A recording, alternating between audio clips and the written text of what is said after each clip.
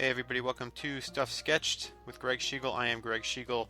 In this episode, I am going to take you through the process of drawing a page for an actual work-for-hire job, doing illustrations for a storybook for the company Capstone. It's a Superman adventure story. This one features Big Barda and Mr. Miracle. So what you're seeing on your screen in this section is the pencil stage. In light gray is my initial composition, very rough, and now I'm penciling it, which is really the bulk of this video is going to be the penciling. A lot of construction, a lot of putting the shapes together. This stuff is drawn in the style of the Justice League Unlimited animated series, so there's a lot of making sure the proportions and the reference and the style of the drawing is accurate to that style. The phrase is called on model when you're drawing something to a style guide or to a look, an established look.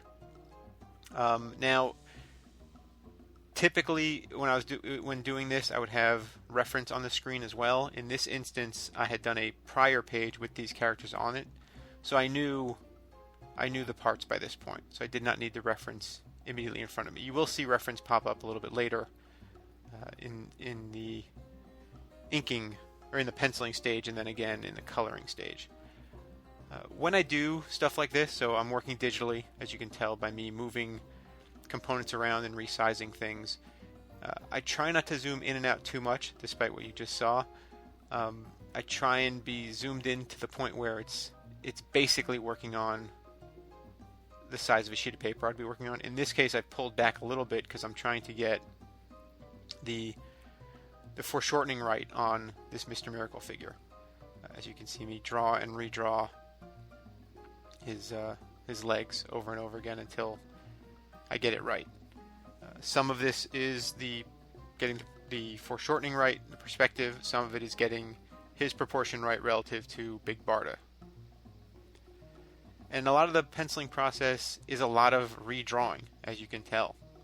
Whether it's his legs or his collar or whatever it might be, this is where all the mistakes happen, quote unquote the mistakes. All this, there's a lot more trial and error here. So then once I'm satisfied with the construction of it, then I start cleaning up the pencils. So this is a work for hire job, which means I need to show it to somebody. Oh, that right there, there's reference that I had at the ready. Popped it in for the mother box so I can get that right. So I brought that up on the screen. But this stuff is work for hire, so somebody has to see this, somebody has to approve the pencils before I can move on to ink and color. So I'm penciling fairly tightly, making sure all the details are in place. I'll be filling in solid blacks with pencil. If I was doing something for myself, I probably wouldn't bother. I might just mark it with an X to show that it has to be filled in later. But again, for the purposes of professional presentation, I take things further than I might if it was just something I was doing on my own. So yeah, so there's me filling in spaces that I might not otherwise if somebody didn't have to see it and give it the okay. And a handful of people look it over and make their notes, make their comments.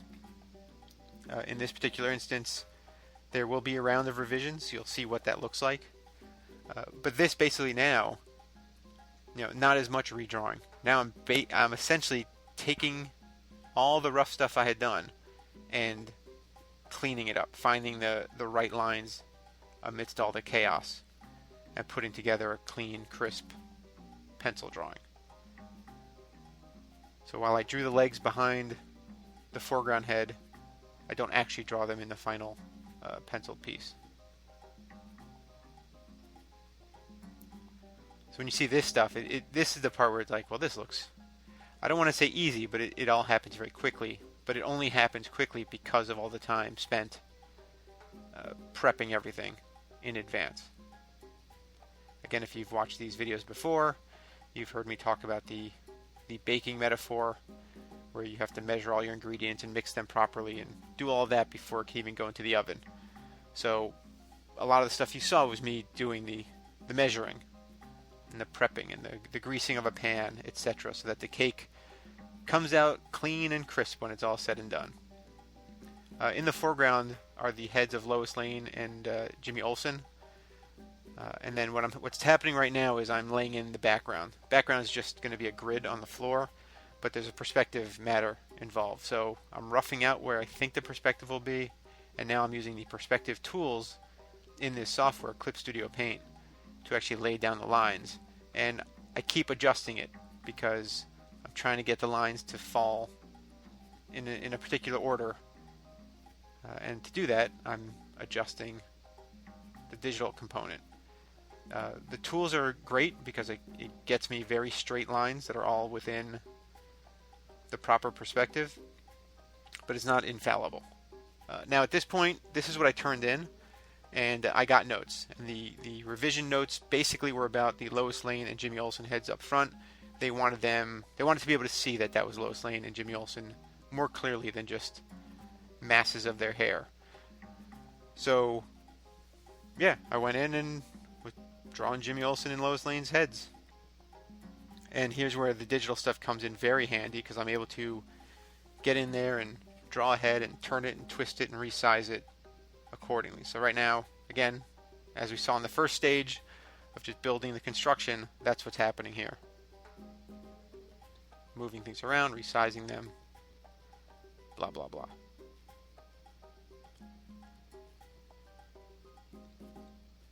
Now, an interesting thing about this is, so now I have to go in and draw the stuff that's missing, because in this instance, I had to add some leg and stuff that were covered up by the previous positions. Interestingly enough, this Jimmy Olsen, I did not realize at the time, I drew his hair wrong, and you'll see me correct that later in the inks.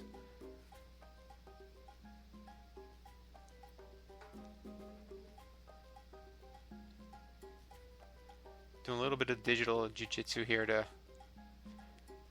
make the next step cleaner, but yeah, now I'm filling in all the spaces that are no longer covered by the giant masses of their heads that were there before. Put the heads in position, and now I have to also clean up the background a little bit, the grid pattern on the floor, which it looks a little goofy because the perspective tool was acting a little funky, but here I'm resolving that. So now that was approved. I sent that in, that was approved, and now I can start inking. So I knock all the figure art back, create a new layer.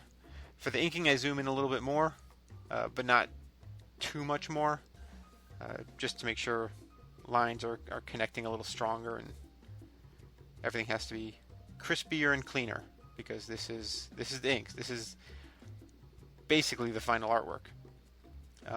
In this instance, the grid on the ground I actually inked in advance, so I won't be inking that. That's pretty much set. But yeah, now this is where everything sort of comes to life. You give some things some line weight, you start filling things in solid black. Sometimes I use tools to make sure my curves and circles are exacting. When I know something's going to be filled in solid black, I'll draw through it a lot of times. Like you just saw the cape lines getting drawn through, or the armbands here and there.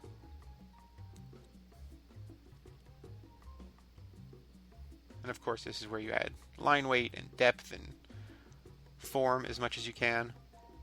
All of this stuff is being drawn in the style of the TV show, so I'm sort of playing to that. So there's the proper Jimmy Olsen hair. He's got kind of a mullet thing going, which I'd forgotten in my revised pencils.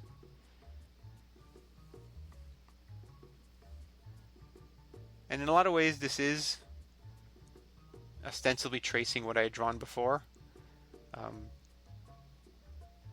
but not. You can see on the mother box how the outer line of the mother box is a thicker line than the sort of detailing on the inside. Those are the decisions that I'm making as I'm going through the inking, so that certain things pop, stand out. Things in the foreground have a thicker outline, in the background a thinner outline, that kind of thing. Here's me using some of the tools. If I were doing this analog, I would use a circle and an ellipse template to do that. So whereas somebody might say, oh, it's cheating to use the digital tools, I disagree.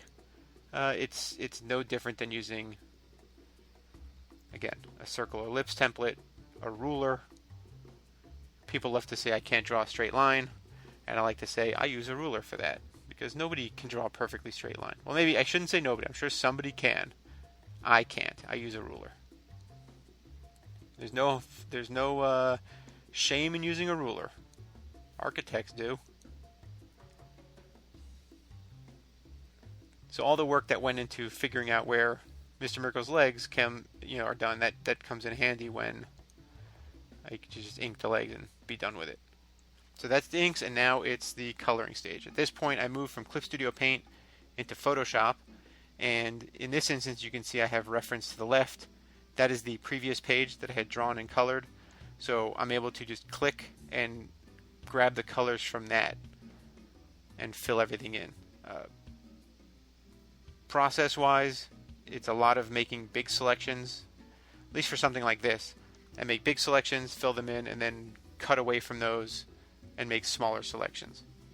Again, basically filling in all the flat colors before I do any shading. So with somebody like Mr. Miracle, who's got his sort of Christmassy colors, but it's not really, because there's the yellow. But anyway, the Mr. Miracle colors, I started with red, and then I'm just cutting out the greens, the yellows, that kind of thing. Right? Did I start with green? I think I started with green. Same thing with Barda. I started with the red of the cape. Now I'm cutting out everything that would be red, and then filling in the rest of it with the various other colors. This section of the video is sped up more than the pencils and inks were. It's twice as fast as that. So it's all happening very quickly to your eyes. But it all takes longer than I want it to. And now once all the colors are laid in, I can start putting the shadows and highlights and stuff.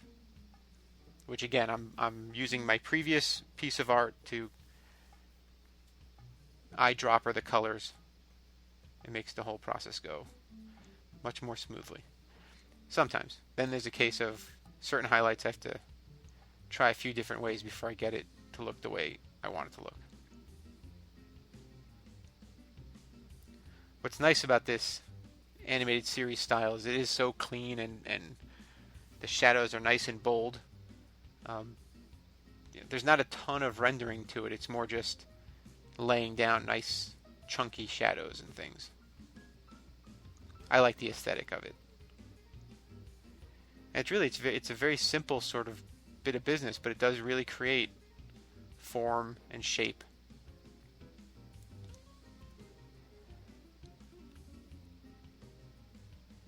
In a very effective way.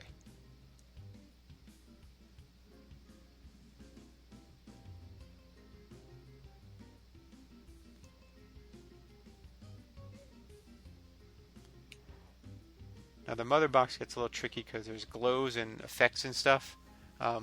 So this is a lot of me tinkering with how to make the glowing dots work with respect to the line art, and holding the line art in a color and making sure the glows are bright enough without obscuring the line art. And in the end, I don't know how exciting it is to watch. The last step is me getting the shading on the ground in a way that I like. More just sort of a framing device. And the last step after I settle on the floor is trapping, which is just a production thing to make sure everything prints properly. And that ends up being the full caboodle, the full page. That's about all the stuff I have left to say. See you next time.